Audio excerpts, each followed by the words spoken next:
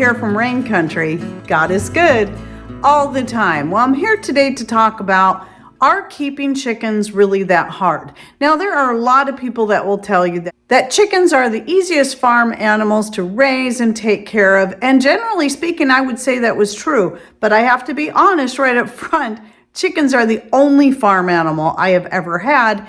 And I have only had them for 7 years total. So I can only share from this limited experience. But I would say that generally speaking, just from what I've seen, what I've read, what I've heard from friends that have other farm animals or been out to their various farms and seen the whole process, I would definitely say that chickens are the easiest. But that doesn't mean it doesn't come with its own difficulties, just like taking care of anything, even a cat or a dog. And sometimes I think this doesn't get addressed enough. I will say before I continue, the benefits are definitely by far outweigh any of the inconveniences of having chickens. So I'm going to start off by talking about the hardest parts of keeping chickens, but then I will go on to talk about the easy parts and why I highly recommend that even if you have a small area, and just in case there's any new people watching, you might not realize that most everything right now that we do, including the chickens, are just right here in a shy 1/3 acre lot, which means it's less than 1/3 of an acre, but more than 1/4 of an acre in a neighborhood. And so we currently have 11 chickens, though we are going to have to take one of them out today. She is quite old and sickly, and she's just past her time. There's no sense in letting her suffer. That's one of the hard things that you have to deal with. So for the first 5 years of keeping chickens, everything was perfect. They were always healthy. They were always poofy and happy and never had to deal. Well, no, not never. I did have on a couple of different occasions chickens that got sick. I quickly was able to bring them back to full health and never had a problem with those particular chickens getting sick again until after they were 6 years old.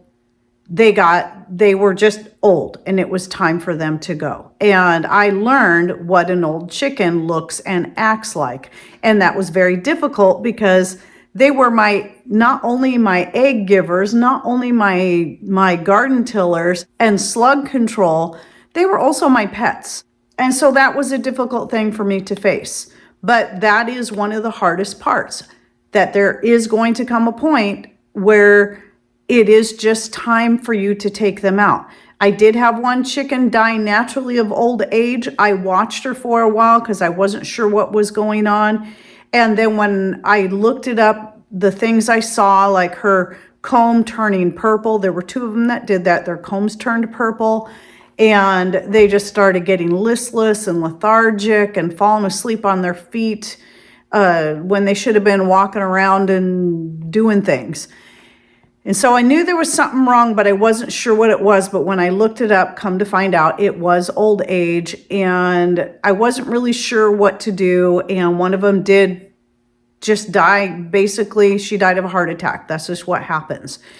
And I decided I didn't want to have to see the other one go through that. And so we took her out after we got the practice first. So we went out to our friends. The timing was perfect.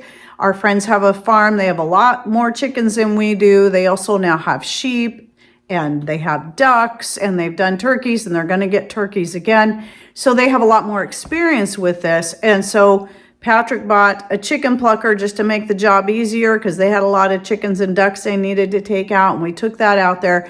We learned a lot in the process and it made it much easier for us to come home and then the very next weekend take out the other 2 chickens that needed to go. They were old. They were old. And I still have 4 of those chickens remaining right now. Those same first chickens I got 7 years ago. And 3 of them look very healthy. One of them has started laying. The other 2, I think, might possibly lay. Another one, it's possible we may have to take her out as well.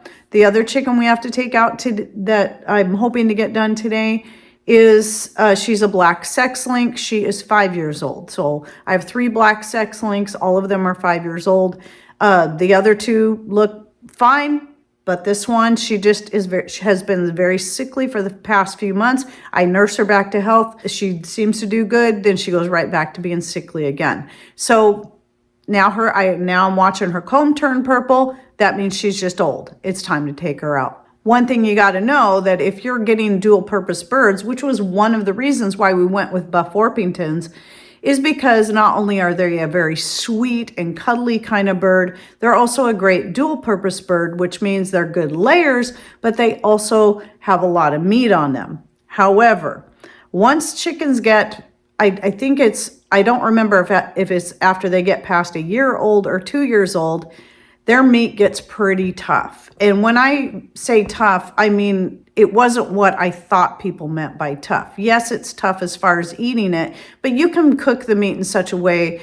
And then like I found that I cooked it for 3 days. I then put it in the freezer, then took it out and dehydrated it and made it light and crispy so I can either powder it or use it as is and add it directly to any kind of casserole, soup, or sauce that I'm making. But even after cooking for 3 days, that meat is very, very hard to get off of the bones because it's not just the meat that's tough. It's all the tendons and ligaments that hold the meat to the bones. And it's very tough. And it's almost not worth it because, yeah, it was a hard job. But even as one of those chickens I had to take out was Broomhilda, which was also one of my very sweetest Buff Orpingtons. She would come up to me. She'd like to be pet.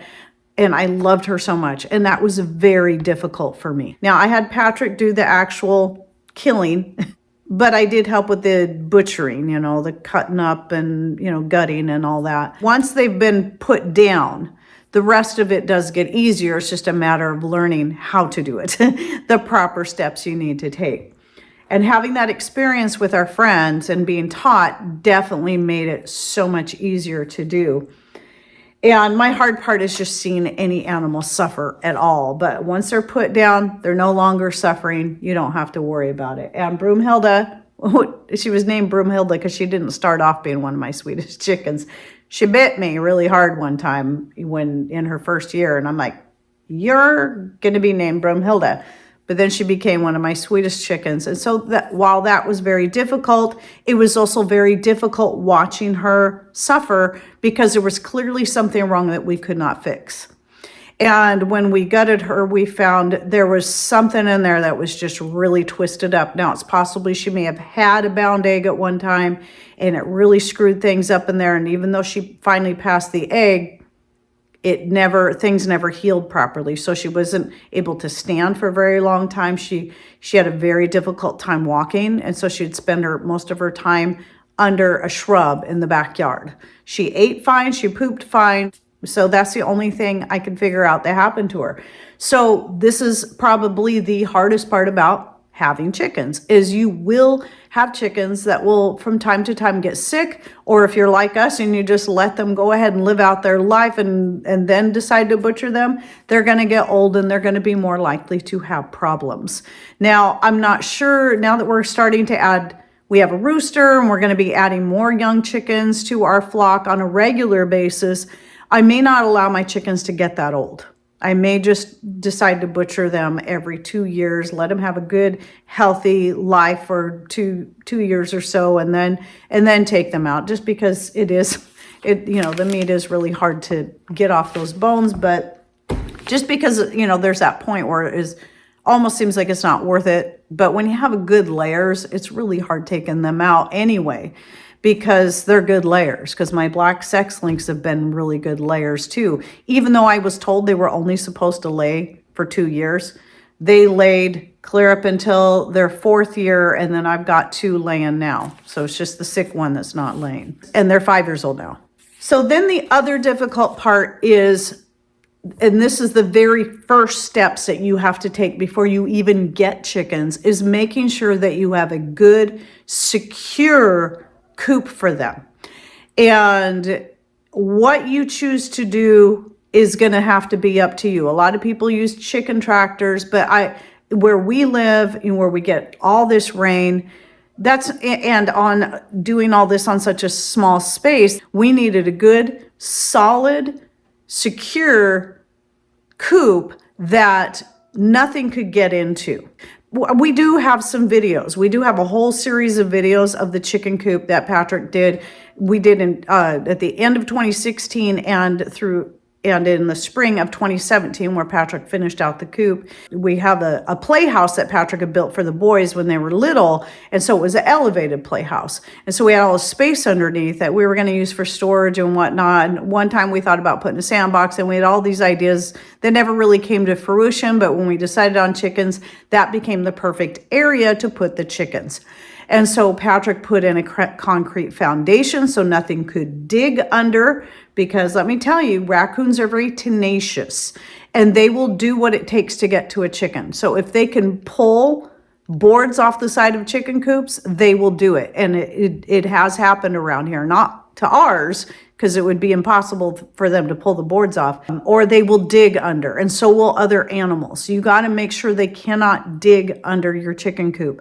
So even if all you did was put a concrete foundation and not necessarily a floor, and they built on that, that's going to stop that. Patrick did put in a concrete floor to make cleanup much easier. So that is more work, and he did that all himself. And I have to say, I love the fact that we have a concrete floor in there, because if we ever just really need to just hose the whole thing down, that makes it easy. Shovel everything out, put it on the gardens, hose everything down. But anyway, what I'm going to do is link you to the whole series on the chicken coop build. One video in there is just a quick run through that's only a few minutes long of just a fast forwarded version of him doing all this stuff. But then there's breakdown videos of him building the nesting boxes, laying the concrete, I believe, and a few other videos in there. And then I don't really call this a hard part, but it is something that you do have to do. The chicken coop does need to be cleaned out. Now, I've noticed that some people have switched to a sand litter method. And while that might be great for some people, especially if they live in dry climates, that's just not a great option for us here. And so we've just done a deep litter method with whatever compostable material we can find. Sometimes it's grass clippings that we allow to dry that we get from the other piece of property. We also put those on our garden, but we'll put those in the chicken coop. Leaves that we get from the neighbors, and put that in there, make sure they get in there all nice and dry. They're going to break down and stuff anyway, because the chickens are going to poop on that.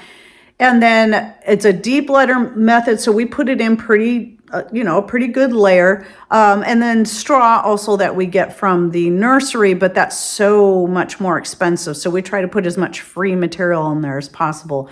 Wood shavings are a good option. At least twice a year, sometimes 3 times a year, that all gets shoveled out, put onto the garden areas, because now this is going to make great compost for our gardens, because not only do you have all the straw and the grass and the leaves all breaking down, you also got all that great chicken poop in there. So all that great chicken manure, and it's been breaking down, for several months. Then what we do with that is we put it directly in areas where we're going to plant things or already have perennials that like acidic soil. So like this last clean out we did, we put a good amount of them on our new little raspberry patch that we have back there. And it's just piled on there real thick on top of those. And then in a couple other areas. So any place where I'd plant corn or potatoes, those also really like that. You can put it around your rhubarb as well. Rhubarb also likes a good acidic soil. It can be sort of a messy process. It can be work shoveling that stuff out, but it's work that I actually enjoy, because there's just this great feeling you get by not only getting all the old stuff out of the chicken coop and getting it all nice and clean again and smelling better in there again, but you're also taking all that great fertilizer and taking care of your garden at the same time. So you're killing 2 birds with 1 stone. So I would say out of all of them, the hardest part, is just dealing with sick chickens or having to take them out, and then making sure you just have a good infrastructure in place for your chickens. Let's get to that payoff, which I've already hinted of. So we get free fertilizer from our chickens. We live in rain country, which means we have a very, very high slug population. And a lot of the methods, especially people that live in dry climates so don't have to deal with as many slugs and don't have as much rain washing things away, you know, they might use beer and dishes. That's the most popular one I've heard. That does not work. Trust me, it does not work when you live in rain country. I've tried many different ways of doing that. It doesn't work. But I did do a video on slug and snail control where I covered all the things that I know work great for other people, and then covered what worked for us. And one of the biggest things for us was our chickens. And though we don't let the chickens in the garden area all year round, obviously when we're growing things, once things get to a certain height, like maybe at the end of the summer, and there's things I know that they can't dig up because they're either too rooted or, you know, the things that are climbing are high enough up that they can't eat them, then I don't worry about them. I let them get in there, and then they have all through the next planting season to roam around the gardens and eat all the baby slugs, the slug eggs, and they don't really like to eat the really big slugs. Some will, but they will eat the baby slugs. And so they've really done an amazing job at keeping our slug population under control, even when they're not in the garden the whole time. And though, yes, I know ducks are great for that too. Ducks like slugs.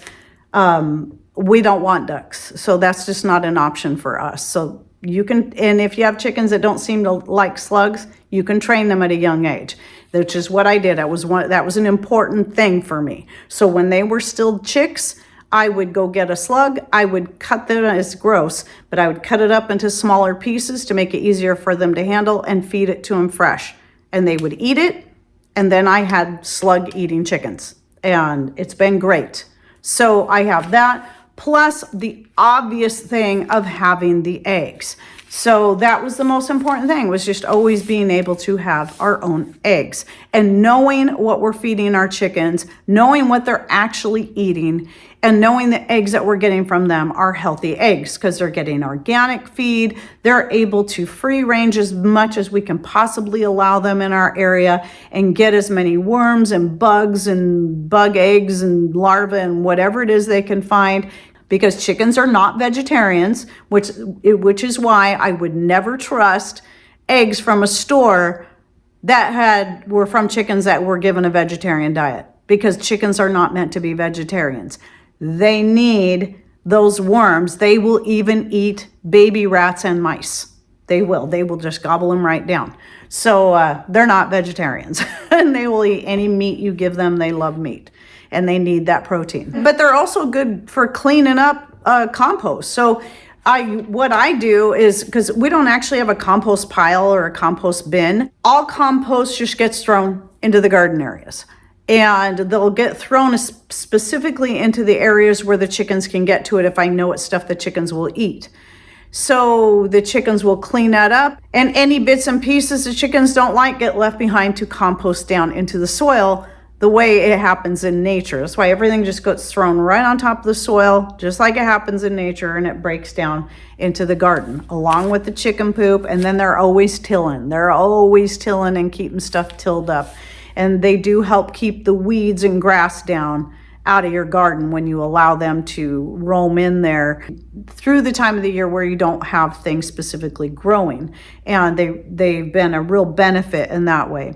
And then you just have the added benefit of entertainment. Chickens are fun to watch. They are so fun to watch. And if you have chickens like Buff Orpingtons and the other breeds that can be very sweet, then they're fun to cuddle and pet and love on. And I just adore having chickens. I never want to have to be in a place where I can't have chickens.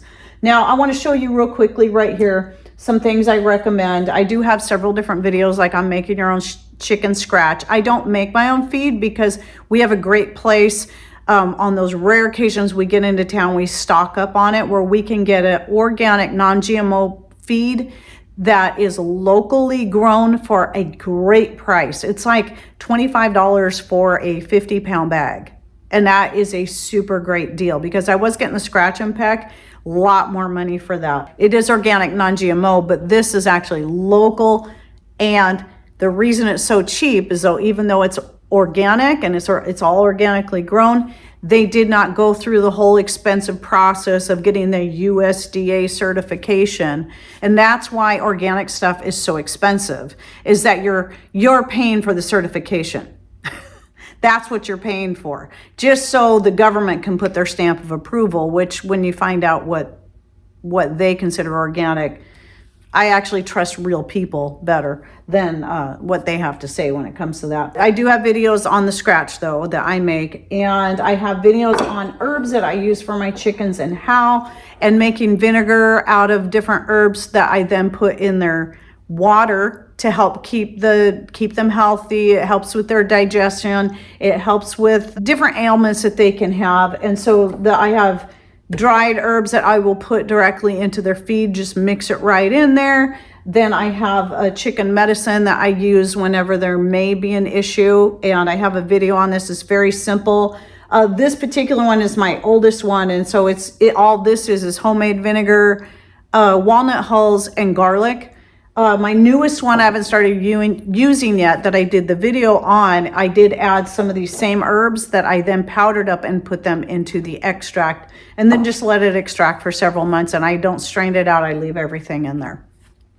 And then, as I'm always talking about, Amy Fuels, the Homesteader's Natural Chicken Keeping Handbook is a really great resource to have on hand. She covers so many things in here that you will find very helpful, and it's natural chicken keeping. And it was where I got the idea for the garlic and the walnut hulls, and then also the chicory. I actually started growing chicory mostly for the sake of my chickens because of Amy's book, and that is one of the herbs that is included in here. But I go over all those herbs in that video that I'll be linking to down below, herbs for chickens. And then another thing I do cover is that when the herbs are coming in fresh, I do like to pick them, especially anything that has nice, good, great smell, like your mints and your oregano and those kind of things. And I'll just put them fresh, lavender, any of that, right into their nesting boxes. That will help keep bugs down and make things smell nice. I'll even just throw them around in the litter in the chicken coop, and it just freshens things up and does help resist pests. And you can also grow a lot of these herbs around the chicken coop. I've got several different mints and things growing around the chicken coop that I just kind of let them grow wild. I don't do a lot to just contain them. And that will also help keep pests out of your chicken coop. So just a few little tips there. And I hope this was encouraging, especially for people who are, the main purpose of this was to kind of help people who are just trying to know, is this something I want to do? I'm afraid of screwing it up. It is always a scary thing when you're taking on something new, and people, they're worried about it being too hard. But when it comes right down to it, it's really not much harder than having cats or dogs that you have to feed and take care of. And also with the chickens, I did forget to say, you got to let them out in the morning and you got to close them up at night, but they know how to go into the coop all by themselves at night. You just got to go close them up, unless you have some kind of automated system that some people do that runs off solar even. And, you know, because when they go in before it's completely dark, and then once it's dark, the door will shut if you have some kind of automated system. We don't have that. We just open and shut. You know, I know what times to let them out and to close them up. But really, you know, you got to let your dogs out to go to the bathroom, or, you know, maybe even your cats. And there's a lot that's not, you know, you got to deal with ailments with your cats and dogs as well. So in a lot of ways, there's not that much that's different. The difference is your chickens typically are kept outside. And so you don't have to worry so much about cleaning up after them as far as their poop. You want them to poop around the garden areas because it's good for your gardens. So anyway, I hope this was helpful. And if you already have chickens, you have a lot of experience, you can even throw in some of your ideas down below, suggestions, tips, but also maybe this will be a great video you can share with someone else that you know that is thinking about getting chickens, but they're nervous and afraid to get started. And don't forget to check out my videos. I'll be linking to down below in the description box by clicking on more or show more somewhere down here below the video screen. And thanks for watching. Take care and God bless.